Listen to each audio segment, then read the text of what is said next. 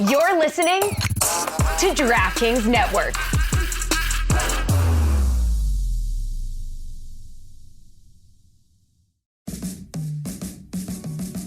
Welcome to the Big Suey, presented by DraftKings. Why are you listening to this show? The podcast that seems very similar to the other Dan Le Batard podcast. I'm sorry, I'm not going to apologize for that. In fact, the only difference seems to be this imaging. I have been tempted in restaurants just walking past tables to grab somebody's fries that if they're just there. That hasn't happened to you guys? I've done it.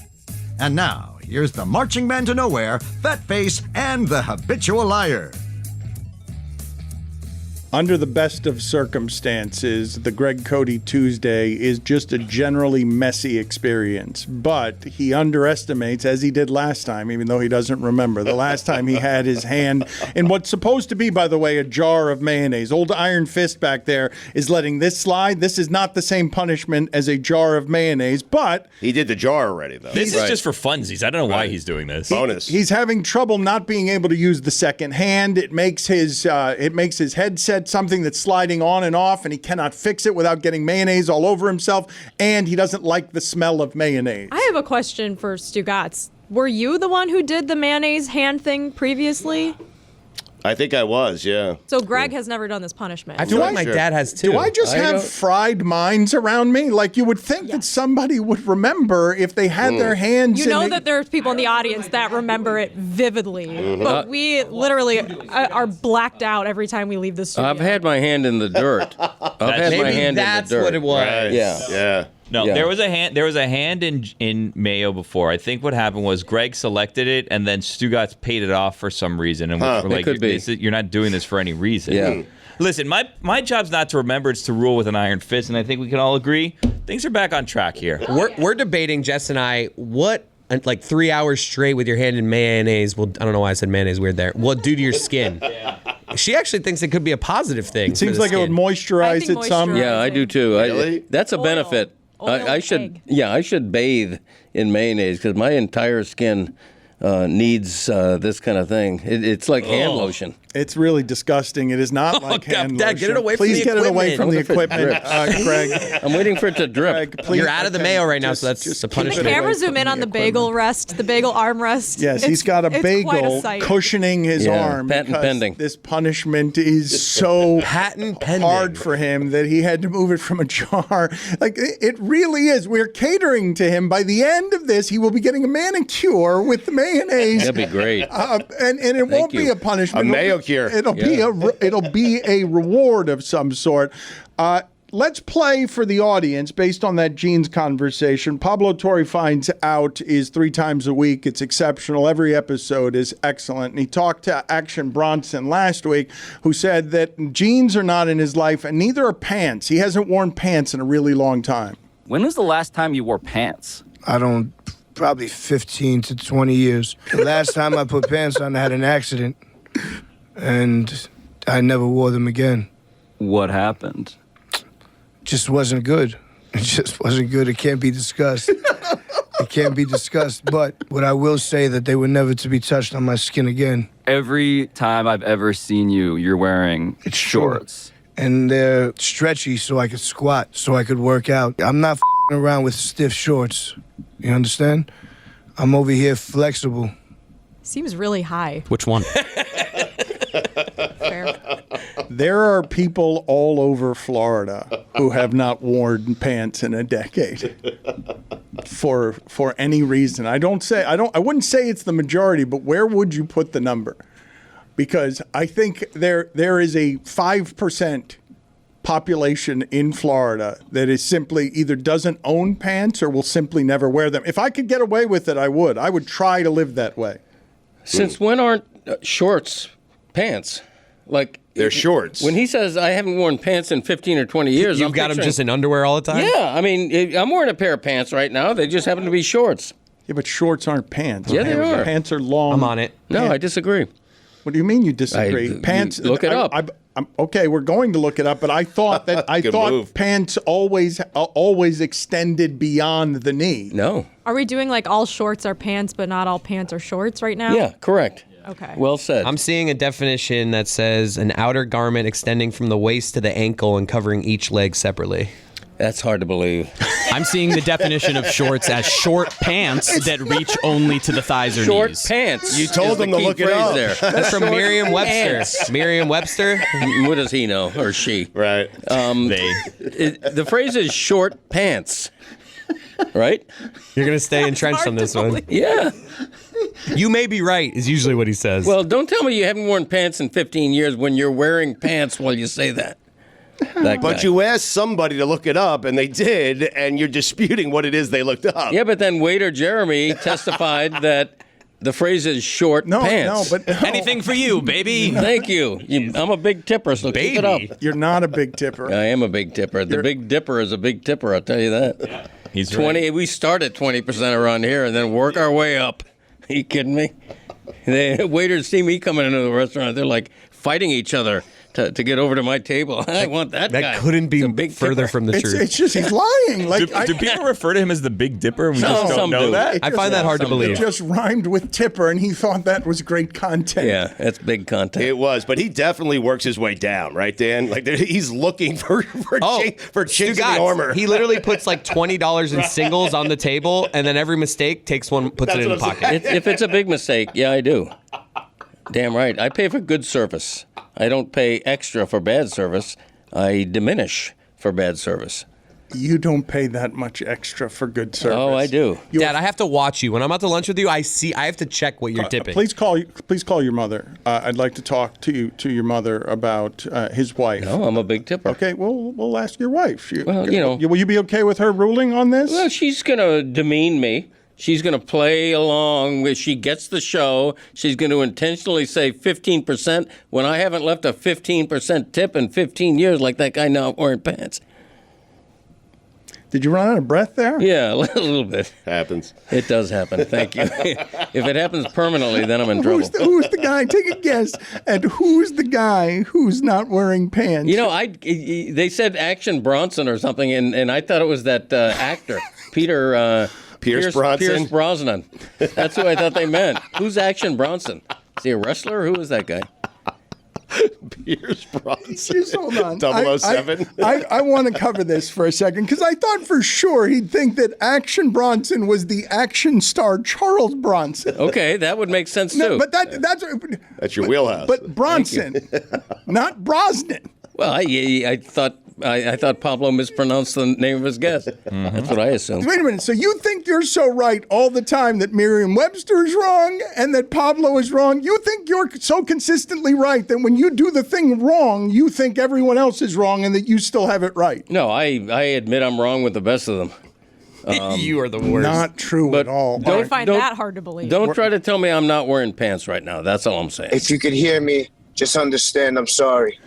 We will try and get Erlene Cote on to see what she would say, whether you're good at admitting you're wrong. How about whether I'm a good tipper? One of the worst I've ever seen. Ask her, is the Big Dipper a big tipper? And then see what she says. I love it. Why would your nickname be the Big Dipper? Why not? You don't want to know, baby. Baby, that kind of thing. No, I'm just kidding. That's not my nickname. But Big Tipper could be my nickname. It could be. In fact, let's make that my nickname. Hey, Big Tipper. It's a great nickname. It is. BT for short. It comes with expectations. Yeah, well, you know, I love a nickname with a nickname. Right. BT. Mm-hmm. Every Tuesday, the visual snapshot I will give the audience that is my haunting is when that happens and what I see behind either Chris Cote or Mike Ryan's head strategically, trying to hide from me unsuccessfully, is the sinking, laughing Billy Gill. You get smaller. You get physically smaller because you're so delighted, but you also know that it's totally off the rails and it's making even you uncomfortable. I don't like the role I've had to play today where I'm having to give serious Josh Allen analysis because they're arguing over mayo and you're clearly getting bothered. I'm only clearly getting bothered here. Stop caressing the mayo. Because Chris Cote's father has descended into just telling giant lies, and I already got one of those. Hey. I don't need a second one. They're just giant lies. Like, he's not paying attention to any of the things that he's saying that are coming out of his mouth, and they're the opposite of what is actually true. I heard another giant lie, which apparently Greg said that if Miami beats Louisville, the season was a success. Oh, my God. That's correct. Great. Yeah, if Miami, assuming they win out and finish 8-4, juxtaposed against 5-7 with wins over Clemson, with wins over number 8. I think they're 8 Texas or 9 A&M. now. Texas A&M. Progress, good recruiting. You could make an argument that if they beat Louisville, they still have a chance to call this a successful season. I believe it. But if they lose the next 2 games, Mario didn't want to be in a bowl game anyway. Is that... If they lose the next 2 games, nobody is going to call it a successful season, including Mario. I can think of one person who might. Jessica, you're being very gentle with Cote because you came in here before he was here scoffing, and you revoked his columnist license. Well, I'm sick of Miami fans moving the goalpost for what is a successful season. I agree. Beating Louisville would be great. It's going to be very hard to do given the quarterback injury last weekend, I think. But you can't be like, oh, yeah, now 7-5. That's what we wanted all along. That's success. We knocked off Louisville. Well, first of all, if they win out, they're going to be 8-4. Right? Greg, that they can't be 8-4. Greg, yes, we'll look it up. We'll look it up. Right. Greg, you wrote a column about this. She wants to revoke your license as a columnist writer, and now you're asking the question after having written the column that if they beat Louisville, and now you're asking us what their record would be. Let's make this clear. I did not write a column about that. I put it in my show topics. It's one sentence. I did not write a column on that. Column worthy. I might write a column on that, but I haven't yet. Thank you for the distinction. They were 5-7 last year. If they go 8-4 with a great recruiting class on the horizon, You're reaching. They would be 8-4, Greg, but that can't be the standard at the University of Miami. I also don't think it just you can can't write be. off the Boston College game. Yeah, I was going to say. We're definitely going to win this. Yeah, what happens if they beat Louisville but they lose to Boston College? Then there's confusion. Yeah, what happens? What any Canes fan should be looking for is progress. They're not going to go from 5-7 to 11-1 in the college football playoff. You want progress. That's why Texas A&M is paying huge money to get rid of Jimbo Fisher. Why? Because they're stuck in neutral, I think was the phrase they used. Miami is not stuck in neutral. If they go from 5-7 to 8-4 with a great recruiting class incoming, that's not neutral. That's progress. What if it's 6-6 though? Obviously, you're less pleased by that. I'm not pleased by that. Still progress, though, technically. Well, it's not enough progress. 8-4 to me is enough progress after last season. You know, you take away the nightmare of Georgia Tech, which is inexcusable the way that game ended, and there has been palpable progress this year. I'm not being a homer for UM. That's what I believe. Stugotz here for my friends over at Simply Safe. I love them. I have had their system in my house for many, many years now. It is fantastic, especially the Video Doorbell Pro. Amazing. Listen, there's never a wrong time to protect your home, but this fall happens to be an especially good time because you get up to 50% off a brand new Simply Safe home security system. Simply Safe is comprehensive protection for the whole home with advanced sensors that detect break-ins, fires, floods, and more, plus HD cameras for both inside and out. So if you're traveling around this holiday season, have some peace of mind with the best security system out there. It is Simply Safe. It's powered by 24/7 professional monitoring for less than $1 a day, half the cost of traditional home security, with a new 24/7 live guard protection and the Smart Alarm wireless indoor camera. Satisfaction is backed by Simply Safe's money-back guarantee. Try Simply Safe for 60 days, risk-free. If you don't love it, return your system for a full refund. You have nothing to lose. For a limited time, save up to 50% on any new system with a Fast Protect plan. Visit simplysafe.com/DLB. There's no safe like Simply Safe. Living in a world of trending topics and keeping up with sports and culture that you actually care about can feel like a full-time job. We're talking about relentless app notifications, fragmented subreddits, and an avalanche of unhinged opinions on Twitter. In their new podcast, Over the Top, Michelle Beadle and Peter Rosenberg bring you the biggest topics in sports and pop culture the only way they know how, using Royal Rumble rules. 2 stories enter, one gets tossed over the top rope. Rinse and repeat until one final story from the news is left standing in the middle of the ring with his hand raised as the undisputed most important thing on planet Earth that week. Follow Over the Top on the Wondery app or wherever you get your podcasts. You can listen to Over the Top early and ad-free right now by joining Wondery Plus. And for the record, this is not a wrestling podcast. It's just inspired by wrestling. Isn't everything? Don Le Batard. God doesn't even know what this list is. He was ahead of Tom Brady, who also won a playoff game. A couple, yeah. That was literally the most confusing list we've ever done. Tebow's got a better shot of coming back. Give him a chance. He's got more lyrics. I'm mad. I'm angry. I want to leave. Stugotz. This would have been your day. This should be. You should own the sports media landscape right now. I am. Top 7 guys. I would not want the Jets. No. You. No. No. I'm not allowing it. Give him a chance, Wilson, guys. number 1. No, I'm not giving him a chance. I'm giving him 20 years. Carson Wentz. I've given him my prime. This is the Don Le Batard Show with the Stugotz.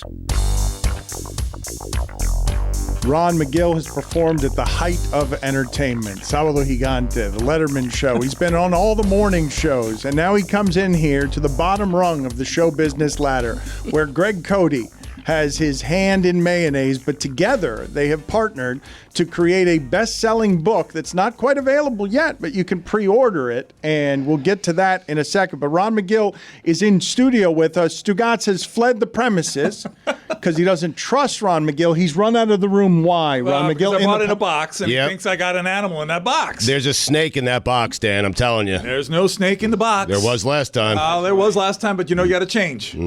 What have you scared him with? There have been crickets. He has run out of the studio. The hissing roaches. I remember that where he went and destroyed equipment. He went under the table, and it was really bad news. He wasn't good about There was that. a bird of some sort one time, wasn't there? Oh yeah, it was a little owl we brought to the studio. The owl, the big owl, he was flapping the studio. But it was the hissing roaches in the small studio where he damaged equipment and he was crying. He had tears in his eyes. So that's when I realized, this was beyond the show, and I had to stop because I was worried about it. Because you throw insects at me like I they're wasn't throwing confetti. them. I was just showing them to you, right. but you had nowhere to go. You threw crickets. And the owl was a hoot. At him. You did throw crickets. I did throw crickets. There were at him. crickets thrown at you, not the hissing roaches, but you did have crickets. No, you know what I think happened is I had them in my hand and they jumped on him. They jumped off of my hand and they jumped. Yeah, cricket will do that. They jumped, and he can handle that very well. And then when I saw him really crying, and then I said, "Well, this is serious. Now I don't want to get sued." Where does it rank in terms of people? You've gotten unusual reactions in your life to bringing animals around. Is Stugotz like top of the list in terms of fear, or there are others you've had that are worse? There's this one young lady who screamed and fainted. I mean, actually fainted. She just passed out. And I felt really bad about that, too. So I have to be very careful when I do these things now because, I don't... You're an ambassador for the animals. Yeah, you don't want to be spreading fear. Absolutely. So I really don't do that anymore. And I apologize to Stugotz. I sincerely apologize to him because I felt terrible. I mean, he was crying. This was not fake. Sometimes you do shtick for the show, but the guy was genuinely really upset. Ron, have you been following this owl in the Lower East Side in Manhattan named Flacco? Flacco, yes. Is he looking for a mate or not? What's his probably story? looking for a mate. Probably looking for a mate. Hey, listen, let me He's explain going something. to all my old haunts when I was looking for a mate in the Lower East Side. Every animal is always, once they become sexually mature, they're always looking for a mate. It's the single most powerful biological drive there is. Let me show Ron Magill a video here of a lion, an escaped lion. I don't know the backstory here except that it's a circus and we're outside in Rome. You tell me how common this is, how weird it is, how dangerous it is to just have a lion roaming the streets at night, and at some point it's going to get hungry. Well, I will tell you, this is the first time I've ever seen it, so it's not common. This is an adult male lion. He's at least 4 or 5 years old because he's got a pretty full mane on him. He looks confused. He looks confused, but he also doesn't look like he's a wild lion. I'm assuming that this lion is probably some kind of long-term captive, a circus lion, something like that. It is. It's a circus lion. There you go. So he's kind of like... Look at you. You could just tell just by looking at him. But he's looking for something of familiarity. He's not panicked. He's not upset about anything. He's obviously used to being around people. So he doesn't present as much of a danger as another lion would. Have you ever gotten that wrong, or is anyone? When I was in Africa and we were close to a lion that had just eaten, it didn't feel safe to me. It didn't feel like my guide knew so much that I wasn't in any peril. But you can largely tell whether or not a lion is interested in bothering you or not. Yes, yeah. There are certain things that lions do. You see the tip of the tail twitch. You see the positioning of their ears. You see the look in their eyes, the wrinkle in their face. There's a focus that lions have when they're focused on either when they're hungry. Dan has a similar look. It's not hungry. I wouldn't worry about him going after you to eat you. I'd worry about him just thinking it's a competition. It's a territorial thing, and he's going to establish his dominance. And you see that in any cat. So in that video, we see a lion on a city street. Mm-hmm. If there's a pedestrian on the other side of the street, how aggressive is that lion likely to be? Will he probably attack that person or avoid him? I don't know how to predict that. I would tell you that I doubt that he would attack that person. Most likely he'd probably avoid him or just look at him, because being a circus lion, I mean, think of where that lion's been. He's been surrounded by people screaming and cheering, and he's numb to that now. So that's like just another tree in the parking lot. Mm.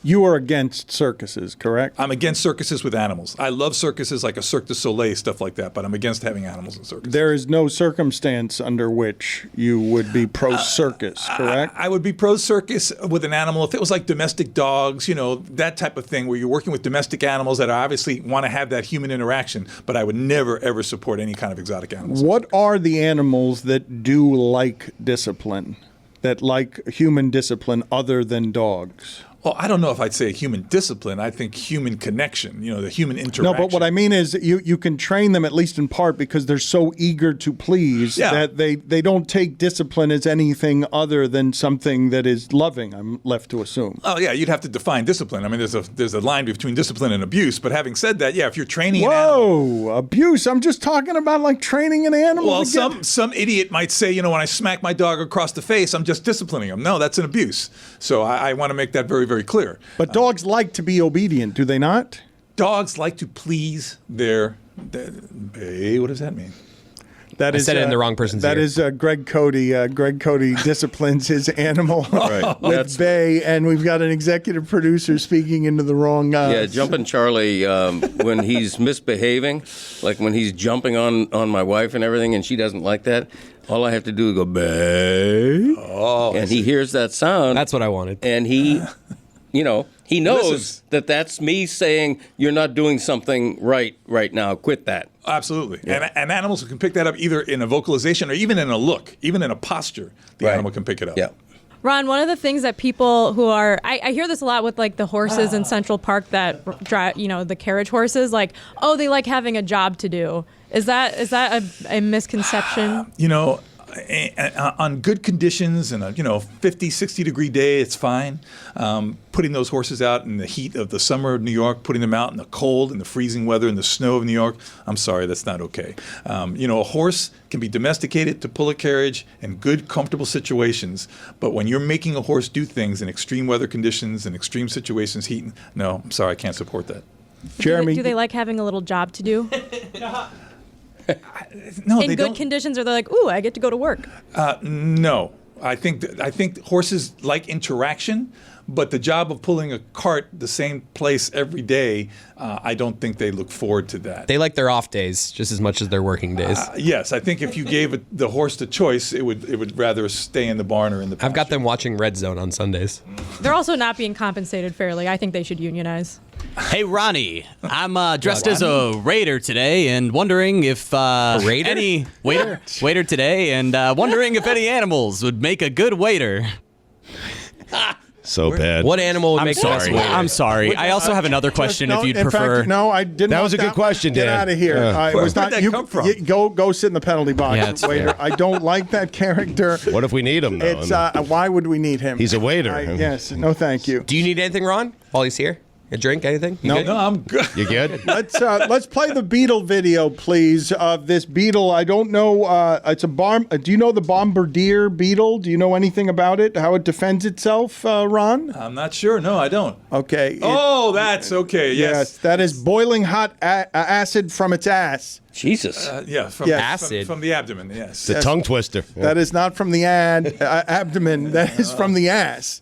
Good for this guy. Acid. Whoa, it's smoking. It's smoking. That's boiling. That's boiling acid. That's me on a Sunday watching the Red Zone. I mean, Sunday. You scared me for a second. No, you are not taking bong hits up your ass. Like, what are you talking about? You know. Don't knock it till you tried it. What is that, Ron? What is happening right there? That's boiling acid. It's an acidic, it's an acid that the animal expels, kind of like as a very effective deterrent, obviously.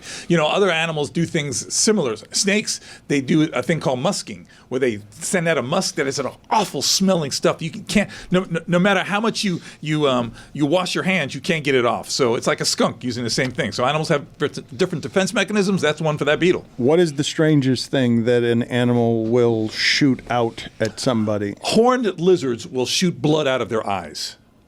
Blood will shoot out of their eyes. What? And that will freak you out. Yeah, I'm telling you. Look it up. Go ahead, Stugotz. I know you don't believe me. Look it up. Horned lizards will shoot blood out of their eyes. And you go, oh, God. Is that what's in the box? That's not what's in the box. Segue. Should we bring Stugotz in? You brought a box in with you. No. Let's bring the box up now. Come on, Stugotz. Stugotz, No. open the box. No. Come on, Stugotz. What's in the box? Just come in here, Stugotz. Open the box. I'm not coming in there, Dan. It's heavy. It's not a snake. It looks like Oh, you know what it is? It's like an office supplies You know what box. it is? What? It's the pride of a lion. It's the pride of a lion. Wow, it's just a book. Books don't bite. They misspelled my name. Greg, turn it so the cameras can see Oh, Stugotz is also afraid of books. Yes. That's thinner than I thought it would be. The pride of a lion, what the animal kingdom can teach us about survival, fear, and family. It comes out December 5th. Tell the people how to pre-order it. Tell the people, Ron, where it is that they could get this and this project, what it means to you and Greg Cote. You're already, because of our listeners, on many bestseller lists because they like this project. This is huge. I'm telling you, it was a pleasure working with Greg. I'm not going to be the Mutual Admiration Society here, but the good thing about this, it's got some really great photographs too. Look at that. That's Quasi. That's Quasi. Those are your pictures. And these are my pictures. This is Quasi now. On the cover is Quasi when he was a little cub. This tells the story of Quasi growing up and all the challenges. Look at his uncles. Picture book? His uncle. Wow. Well, there's some great photographs in here that I took. I mean, I'm not trying to pat myself on the back, but these are really great photographs. They really are. I mean, this is the uncles fighting. They're fighting to have have the sex with the mom. So it's really kind of really cool. I mean, there's a whole series in there, but it's fantastic. The uncle is? Well, the uncles. This is almost like Lion King, man. With Scar and Mufasa. Just Mufasa. It really gets kind of cool. Oh, sorry about that. I'm sorry. Should I take it down? I'm sorry. And we have a special offer for today. Yes, 24 hours. The next 24, 10 a.m. to 10 a.m. to tomorrow. If you order this book on Amazon.com, you get a portion of the proceeds are going to go to the Ron Magill Substantial Conservation Endowment. A substantial one. If you haven't already purchased it, the next 24 hours, extra will go to Ron's What does that mean? endowment. Give me a bigger percentage than that. What is extra? It's just a random extra? I can't get any specifics on that? Percentage will go. I don't know. I don't know what the percent, but listen, say it's something, baby. It's something. Executive And it's produced It's a good information. 10%. 10%. And if not, and if you order it a day later, it all goes to Ron Magill. What do I want from you? No. Your job. No, this is really, really, and it's an easy read, guys. Cote writes so well. I'm so glad that he kind of just listened to what I said and put it into words that people could read, because I could never have done that. And I think it's a great story. Talk to me, Greg. Do something. I'm doing all the talking here. It's Welcome to my There's Tuesday. two essential people. There's two essential people in this book. You're one of them. Ron Magill and Quasi. Quasi's not a person. It's not a person. He's a human being. He's a being. He's not a human being, but a being. The animal Quasi. You're reporting in this and book the that the human lion Ron is a Magill. human being. Buy the book, everyone. That's right. That's what we're reporting. Expert and author Greg Cote. He thinks lions are human beings. The book is out You now. know The what? Pride of a Lion. It's not out now, but you can get it right now by pre-order. And if you order it today, between 10 and 10, money to the Ron Magill That's Conservation correct. Endowment. Yeah, do that now. Order in the next 24 hours. Pre-order. Quasi, part of the sub-theme of this book is that the more we understand animals, the more they seem to have anthropomorphic. What's that word? Anthropomorphic. That's it. You got it. And so, when you read this book, you will have an understanding of Quasi and other lions that maybe you didn't have beforehand. And I think you'll have a better understanding of yourself too. Really? I really do. That's a big promise. That's a big promise. I Ron. think you will. I think you will. This animal went through some incredible challenges, incredible struggles, and met and exceeded all expectations. I am not promising the people that you will know yourself better out after reading this I book. am. There you go. But there you go. I concur. Okay. The Pride of a Lion. He thinks lions are human beings. Again, the author of the book. They might as well be. Thank you, gentlemen. Kwasi is better than a lot of human beings I know, I'll tell you that. Ooh. Believe me. Name names. Yeah, I'm not going to do that, but, they're out there. The people who make him stick his hand in a jar of mayonnaise for hours. I'm telling you. God, Dave Hyde? The stink in here is horrible. That is so disgusting. Charles Bricker? Lord. Guys, imagine what you can accomplish when you're not distracted by the swampy conditions in your shorts. Dollar Shave Club's ball spray is like deodorant for your boys downstairs. It absorbs moisture, reduces chafing, which is huge, and keeps those rank odors at bay. Not to mention our minty, tingly aroma that lets you know you're fresh. And a precision sprayer that makes application easy at any angle. Get a fresh pair. Visit dollarshaveclub.com to get ball spray today. Don Batard. It's been a lovely cruise. Oh, man. That's my outro. That's, as my casket is being lowered. Jesus. I'll have been cremated a week before, but we'll do the casket thing just for show. And as my casket is being lowered. Wait a minute. Whoa. Empty casket? It'll Closed? be empty, just for show. We're gonna what's the redundancy there? we're going to put on a public display. Yeah, naturally. Stugotz. What do you do with the ashes? You're going on a lovely cruise. Exactly. Maybe we'll throw them over. My wife will throw them overboard. I would as she's assume necking with her new husband. This is the Don Batard Show with the Stugotz. Tony was let down by a friend this weekend. We'll get to that in a second. And Chris Cote is arguing with anybody around here about what he believes to be the most frustrating penalty in football. We'll get to that in a second. But the first thing I want to show you and the audience, Stugotz, I wasn't sure this was real or if it was the internet fooling me. I don't know why Jared Leto would be climbing the Empire State Building. I am always horrified, basically, by any video, and I can't stop watching them as well. Great height videos, being flippant with your life in the sky videos, jumping from great heights. All of these videos will suck me in every time. All of them are horrifying to me because I'm in an algorithm. I'm stuck in an algorithm where I'm sent video all the time. Would you do this job for $50 an hour? And it's somebody on the side of a building doing an incredibly complex job that a wind gust comes in, and I'm scared for that person. But why is Jared Leto risking his life? Is it part of a movie promotion? It can't be for publicity. This has to just be a hobby. He's dressed as Santa. I got to tell you, it looks like it's dangerous. It's not something I would do, but it looks really cool. Like it's a cool video to send out. I know, but it's cool at least in part because it's horrifying. And there's drone footage here that you can see that it is magnificent in scope, and Jared Leto looks very small and very high at the top of one of the tallest buildings in New York. His skincare routine is unmatched, too, because that is a very old individual. For celebrity, you're not allowed to really get to that age and remain relevant, but he's a bit of a showman. I don't know if you've seen some of the videos from his band 30 Seconds to Mars. They've played a couple of festivals, and what he does is he gets to the very top of the structure on these main stages, which is very high up, right? And he kind of bungees down. Yeah. Very theatrical. If you've ever seen them in concert, it's always more style than substance.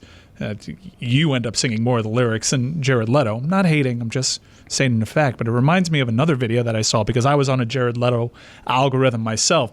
And from several years ago when he was doing that thing where other people sing for him, he was demanding in a very pompous way that everybody get out of their seats.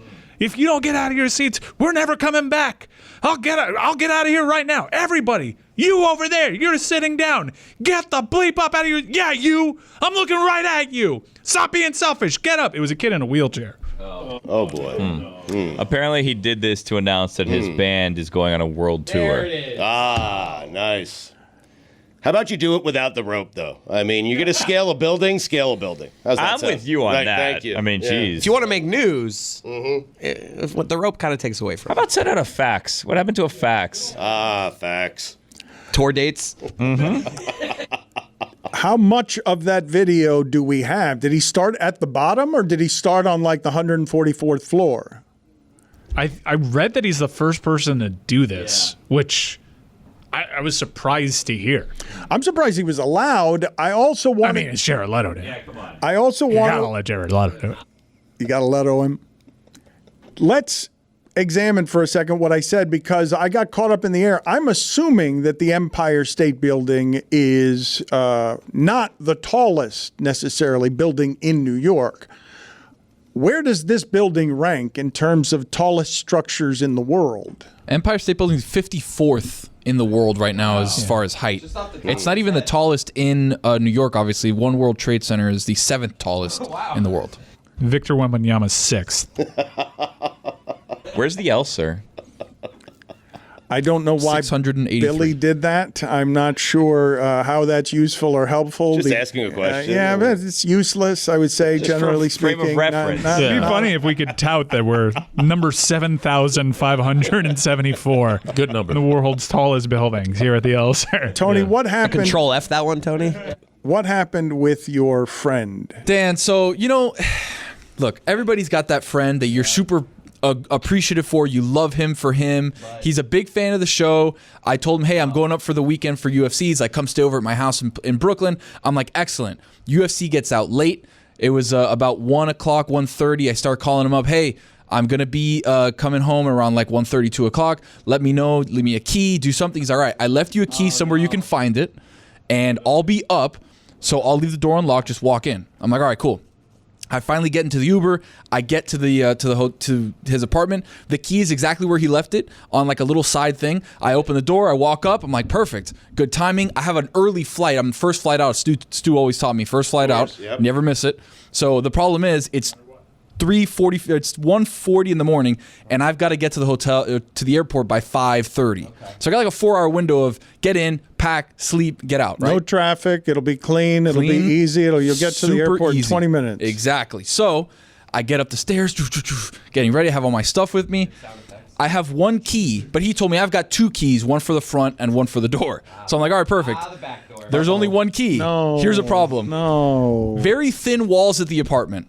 Right, so you can hear. If I can paint the picture of the hallway for you, very narrow hallway. So his apartment door is here, and within 3 feet where I can touch, there's another apartment door. I go to open the door, the key doesn't work. I hear Paul Blart Mall Cop playing on the other side of the door. 1 or 2? One, I think. So I hear it playing, and he's like, look, I'm going to leave my phone on loud just in case I fall asleep, that I'll be able to hear the phone. After the 4th or 5th missed call where I hear the phone on the other side of the door and I can't open the door and I'm banging on the door, I'm like, dude, this guy fell asleep or he died. I don't know which one it is. Wow. The 10th call, he's still not up. 35 minutes, I'm waiting in front of this door. And remember, the apartment's right here, is behind me is another apartment. So I'm banging on the door. This is a funny part of New York, right? You have spent how much time in buildings like this where the hallways, you can reach both sides of the hallways because everything is on top of each other in a very tight space. Literally 3 feet were the difference. I don't even know if you open doors at the same time, you'd be able to open each one. Like they were like half, you'd have to like squeeze out of it, right? You're basically walking down the hallway sideways. And I am banging on this door, but Paul Blart is playing at such a high level that he doesn't hear the door, like me banging on the door. Classic Paul Blart. The dog next to me in the other apartment is screaming his head off because he thinks I'm knocking on his door. And it's 3 in the morning. After the 15th missed call, Paul Blart finally stops playing, right? And I'm like, I think this is my chance. There was a chance, boys, that I was going to hold the other door and give like a donkey kick, like to the back of the door where donkey kicks like, what? You wouldn't have done it. What do you mean? At this point, if you wanted to do it, you would have done it. He would have done it, but there's no way it works, I don't think. A donkey kick to the door? You're trying to kick the door in is what you're saying. It was a flimsy door. Okay. The problem is I couldn't break through the bolt top. So wait a minute. So you were thinking not of knocking on the door so loudly with a donkey kick that you wake him up. You were thinking of breaking the doorknob and breaking down his door. The door. Yeah, breaking through the door with a donkey kick. He might be dead in there, Dan. Kevin might be dead. I don't know where Kevin is at this point. He's a little worried. Well, did you get an answer to your mystery? So here's the thing. He died. He was murdered. We'd like to help Kevin and his family. So Tony's on rest the in case. power. That's the other problem, right? It was cold in New York. It's in the 40s. I'm wearing a hoodie. I'm wearing dark clothing. So if there's a camera in this building, shot you in that incredibly thin hallway. Kevin loved Ron McGill's Wildlife Conservation Fund. So after the 15th missed call, Paul Blart goes off. Wild twist at the end. Finally, I hit the door with an elbow, a couple of these. Boom, boom. He wakes up. Kevin's family's asking that you contribute to Destiny Harden's NIL. Please. Love the Canes. He unlocks the door, looks at me and goes, "It was open the whole time." Oh, no. I go, "Kevin, you just unlocked the door. What do you mean the door was open the whole time? You just unlocked it." He's like, "My bad, I was asleep, dude." 45 minutes I was out there standing where the dog was going crazy. I think the landlord, the stooper, was going to come and like hit me with a wrench. It was terrible. How was the lighting in there? Did you consider just laying down in front of the door? No, filthy floor. The floor was filthy. No, I didn't like the floor. Filthy floor. Why was it 3 a.m? I thought you took the first flight out. Well, he was getting home. Well, UFC ends at 1:30. By the time I get there, Brooklyn. 2. That's tough. 30 minutes, and then, Tony's living a younger life than you are at this almost point. let me down, Dano. Kevin almost let me down. Billy, you don't know. You remember this time in your life, perhaps, but Tony is living now. You are a father. I don't of think 2. Billy ever had any time like this in his life. I wake up at 3:30 in the morning. Well, now in a panic. That's right. As a parent. My bed broke. Did it? Hell yeah. Last night, it just in the middle of the night just fell. Then I had to get up. I had to try to fix the situation. And I'm there. I'm trying to like go and knock on the thing with a hammer while not waking people up. It was one of those like central support beams down the middle of the bed that just kind of slid. And then when I took it apart, because I have like those like slots, those wooden slots, and I'm trying to get my legs in between to try to get to that little support beam, I take it out and I see that the metal is like completely bent. So then I try to quietly hammer, which isn't a thing that happens in the middle of the night. So I put it back together. I ended up just putting a yoga mat so it wouldn't slide again. And I thought, this is a tomorrow problem that I'm going to have to deal with. So that's what Billy was doing when Tony was panicking in New York. So I go and we have a conversation with my wife, and we're just like, just sleep. If I may, real quick, what time is this happening? And this is startling you both awake, correct? Because the bed, you are both dead asleep, and now the bed has fallen. It didn't completely collapse, but like you felt a leg in the middle broke, and there was like a bump down. You both were you were awoken with a start in the middle of the night. Both of you dead asleep by your bed falling apart. Yes. Well, partially collapsing. And I honestly tried to pretend that I didn't feel it and waited until my wife said, "Did you feel that?" And I was like, "Yes." That's a move.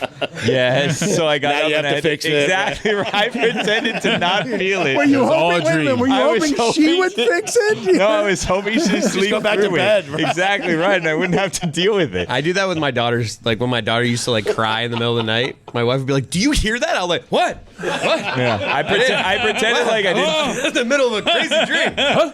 I thought I heard yelling. How long has your daughter cried where you haven't said a word? You're fake sleepers. And then my wife gets up and I'm like, "Honey, I'll go." Honey, you want me to go? While she's outside of the door. She's already like a foot into her room. Like, How long does that go on? Honey, I got this. As she's walking up the stairs. Already holding the baby. You monster. Yeah. You're both fake sleepers? Well, it happened the second time. After I fixed it, you'd be shocked to find out I didn't actually fix it. And it happened the second time. I said, "Hey."